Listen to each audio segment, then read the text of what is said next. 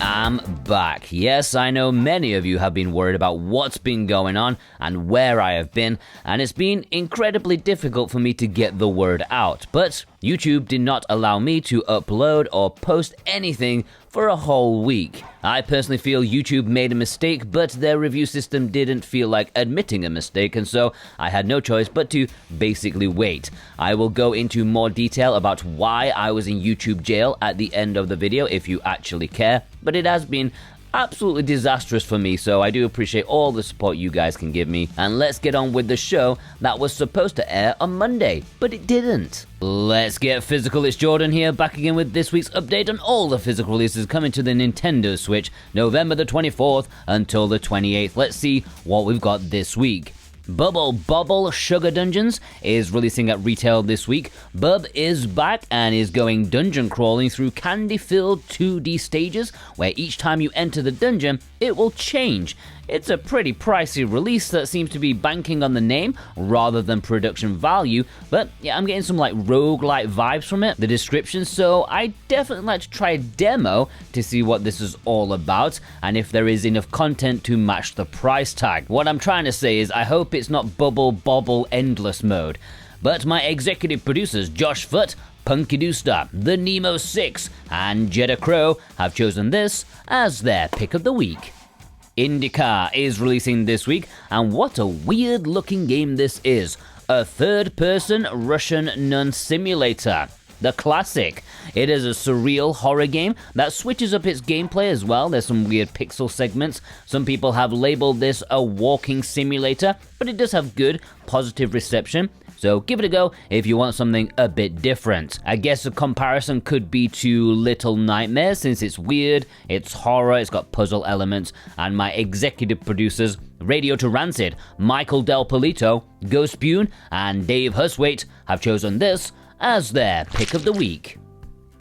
And if you want it or any of the retail games in this video, then please consider purchasing via the links in the description and pinned comment. That massively helps me out, this channel, to keep producing useful physical content for you guys. And VGP are a really nice company with free worldwide shipping on orders over 75 Canadian bucks, which is less than 54 American dollars. Plus, each week, if you buy something, you are put into a draw to have a chance of winning a $10 discount coupon. And this week's winner is Amar M. Congratulations, you should get an email from VGP with your discount coupon in the coming days. And just a heads up, in a few hours after this video goes live, maybe like 5 or 6 hours later, I'm going to be doing a mega Black Friday deals video that you won't want to miss for sure. I've got lots of ground to make up for, and I'm going to make a massive video with lots of deals, so yeah, look out for that.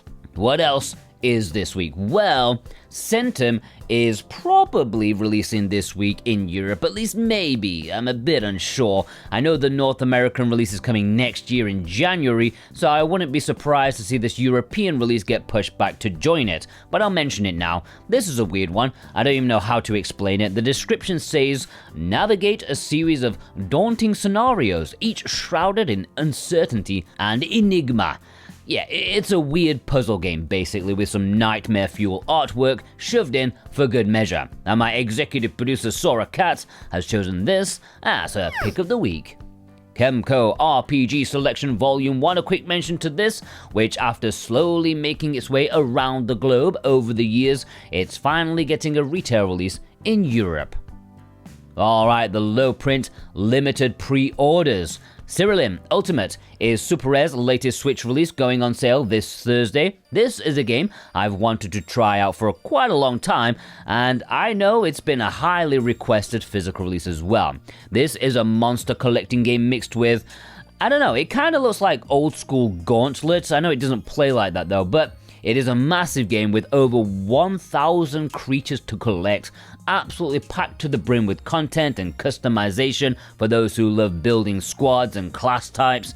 The interface looks all kinds of atrocious, but I think that's partly on purpose to appear more old school. But if you get past that, you're gonna have a fantastic time. There will be 4,000 copies available on Thursday, and my executive producer Jake Vav has chosen this as his pick of the week. Valiant Hearts Coming Home is one of limited runs releases this week. When I first saw this, I thought it was the first game until I realized, wait, that already has a physical release. This was the sequel that no one remembers, and those that do remember it say it's nowhere close to the original in terms of being awesome. This takes you through the stories of those who fought in the First World War. It seems to shift to different gameplay types, maybe quite shallow in that area, but one would hope the narrative is the driving force for this game, and you can pre-order it right now at Limited Run Games, and my executive producer, Kevin W, has chosen this as his pick of the week. Neon Inferno is Limited Run's second game this week, and this is another one of those pretty awesome action games from Retroware, the people associated with AVGN. They've got a good thing going with plenty of retro-style action games that are pretty badass. Prison City, Iron Meat, and now Neon Inferno. This only just came out digitally, and so far reviews are very positive for it. A fun run-and-gun arcade-style game that definitely is made with quarter munching in mind, but at least you don't actually need to insert quarters. You just pay $35 for a physical release plus shipping. It looks good, and the pixel art is absolutely top-notch, and quite a surprise for me. My executive producers, Super Ben Julio, Viz, Firm Returns, Adamantium, Ishin, Dead Bunny's YouTube, Big Bruno, and Instacritic have chosen this as their pick of the week. Alright, let's jump into the imports. If you want to pre-order any of these, you can also do so via PlayAsia, who have extended their free shipping campaign but increased the price, at least the threshold for it, okay? Now it's up to $99, so they're still doing free shipping for an unknown period of time, but you have to pay $100 first, which is better than nothing. Hollow Cocoon Special Edition is releasing this week in Japan in a standard and collector's edition. This is a first-person psychological survival horror game set in 80s Japan, and it's got really nice reviews for it on Steam. Perhaps comparable to Alien Isolation, it has like a stalking mechanic that means you need to be quiet, hide a lot, and it's doubtful you have a P90 on standby to take that mother down. It will play in English, and the limited edition comes with an art book collection, a soundtrack CD, and a keychain. And my executive producer God of Risen and Cartoon Soren have chosen this as their pick of the week. Karous is releasing in Japan this week, and this is a shooter from the Dreamcast era being brought to modern consoles. It was the final ever official Dreamcast release, and it's from the same developers as the Radurgi Shmup and the Ilvelo Swamp Weirdness. I think this one is a bit less weird compared to all their other games. It's a bit more standard, and it does not have English, but it's probably not entirely necessary. It's coming in a standard edition, as well as a collector's edition called the Defected Edition, but every time I see it, I want to say defecated. This contains a soundtrack and an art book, and my executive producer Robotech has chosen this as his pick of the week. Lover Kiss Endless Memories is releasing in Japan this week, and against all odds, it will have English. This is an enhanced version of a game that released a few years ago. That one did not have English, but this Endless Memories release does. It's a visual novel at heart, but there is a strong gameplay element to it as you take photos of the love interests while they are doing their thing. Like you are from a photography club and you go into the other girls' clubs, like dancing or whatever, and you take photos of them, as you do. It's definitely the way to their heart, it must be. Bit of a cultured release, that is for sure, and it's coming in a standard edition as well as a limited edition, which has an acrylic stand, an art book, and a DLC code for something. And my executive producers, Dave Horwath, Alolo Jojo, D's Nuts, Jimmy A. Guerrero, Surfacing for Air, and Lewis K have chosen this as their pick of the week. Disney Miraness Fitness is releasing in Japan and Asia this week, and it will have English. There is no word of a Western physical release, which is odd for such a massive franchise like Mickey, so close to Christmas as well, but it won't be the only Disney Kids game that's an import exclusive, because there's also that music rhythm game too. But yeah, this is made by the Fitness Boxing devs, and it shows. It's basically fitness boxing with Mickey. looking extra creepy. Simple Series for Nintendo Switch Volume 5, Bad Boy Brother, is an interesting looking budget title. It's a beat 'em up that's part of the Simple Series, and yeah, it does look like a budget title, but it's got like a weird slot machine thing going on. It's got mahjong. I've literally no idea how that's integrated, but boy, do I want to find out. This little game will have English, and I'm really interested in giving it a go. I want to see what it's all about. Melon Parka Kimi ga Nandemo Bu no Bucho-san is releasing in Japan this week. This is a visual novel which will have English, despite Play Asia not saying so, but it will, and it's probably going to be a machine-translated English, so it might not be the best experience ever. Not that expectations should be too high in the first place. It's a visual novel about a boy band. Like, are they even a real boy band? Are they a Vocaloid sort of thing? I don't know, and I'm too old to find out. Schildmaid MX is a Play Asia exclusive release being sent out this week in both its standard edition as well as its limited collector's edition. It's a pretty solid shmup. It's been out on Steam a couple of years now, but it didn't get a whole lot of attention, but the few reviews that it does have are good. You power up your ship by absorbing enemy bullets. There are 40 stages in total over a few different game modes and 3 ships and nice pixelated visuals. That means it's probably going to be a nice addition to your shmup collection. And my executive producer, Nerdy Sean, has chosen this as his pick of the week. Crayon Shin Chan Double Pack should be releasing in Asian regions this week, although it seems to be quite difficult to track down. Apparently on the Southeast Asian release, both of the games will have English on the cartridge, which will be nice for those who didn't pick up the limited runs in North American releases, or in Europe who never actually got the first game.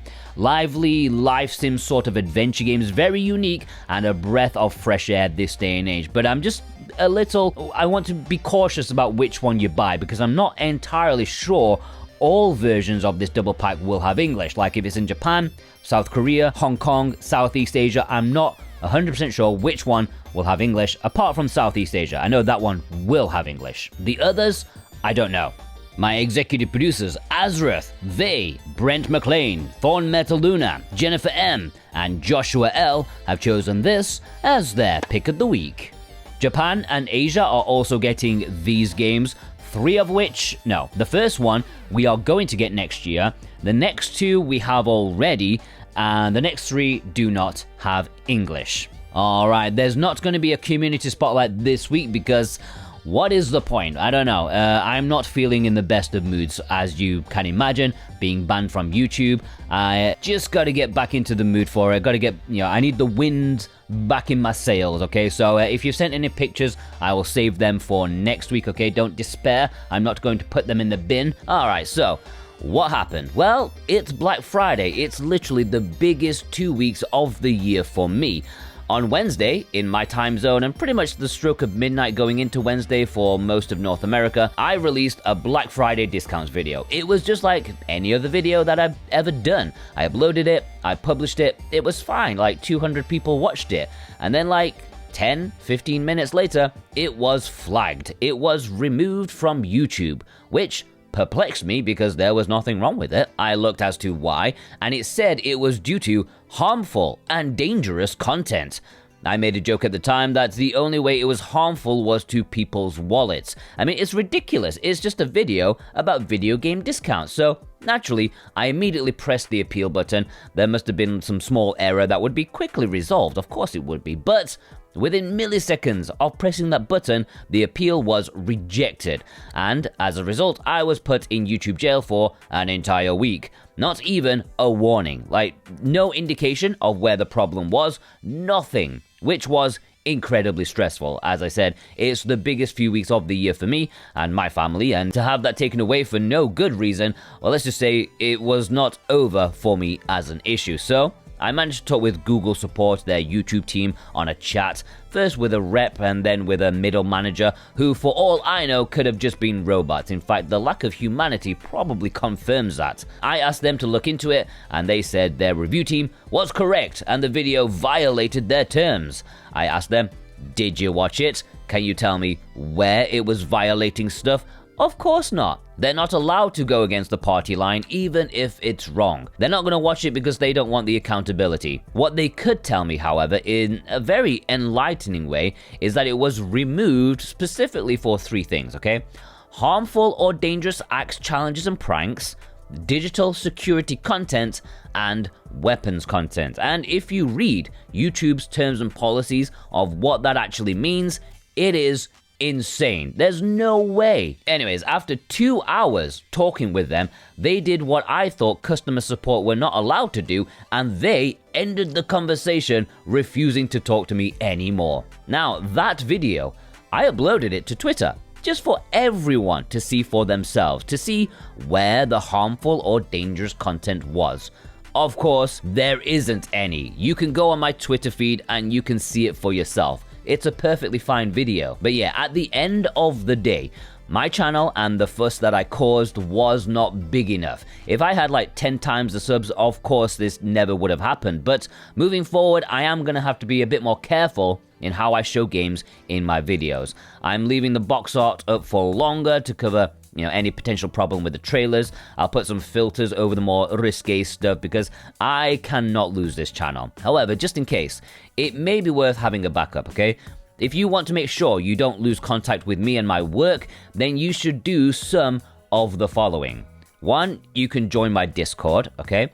Also, you can follow me on Twitter. I'm going to be uploading videos on there too at the same time as YouTube. You can subscribe to my other channel called Jordan's Retro Game Adventure. Obviously, the topic isn't physical video games, but it could be repurposed if things go south. You can follow me on Patreon. No, I'm not asking you to join as a paying member, but you can follow my account for free, like if things go bad, and I would put the physicals video on there for free. You just need an account. You don't need to pay any money for that, okay? You just follow it. But I do greatly appreciate all your support. This incident has pretty much ruined my year. The whole year kind of builds up to this, and having the rug pulled from under my feet for like nothing, it just makes me question why everything seems to be against me. But yeah, thank you as always to my executive producers. Thank you so much for supporting me. Dane Wilkinson, God of Resin, Brent McLean, Alexander Cato, Jake Ross 7776, Punkiduster, Cartoon Soren, Robotech, Thorn Metaluna, Vey, Instacritic, Precision Plague, Alex M, Josh Foot, Ishin, Lewis K, Kevin W, Jennifer M, Super Ben Julio, Double Dave, Husway and Horworth, Sora Cat, The Nemo 6, Ghost Bune, G Bautista 100, Rose, Adamantium Azrath, Jake Vav, D's Nuts, Jeddah Crow, Brotorius, Surfs in for Air, Justin PDC, Cookie Kid, Radio to Rancid, Danielle O, Switch Effect, Kava Clava Call, Nerdy Sean, Ligma, Michael Del Polito, Big Bruno, Jimmy A. Guerrero, Max Ty, Viz, Dead Bunnies YouTube, Alolo Jojo, Joshua L, and Firm Returns. If you watched all the way through, I do appreciate that and I want to know who you are, so please leave me a bubble emoji in honor of the Bubble. Yeah, okay. I will see you guys in a few hours for my massive discounts video. And yeah, have a better day and a better week than I have had. Please do. Take care.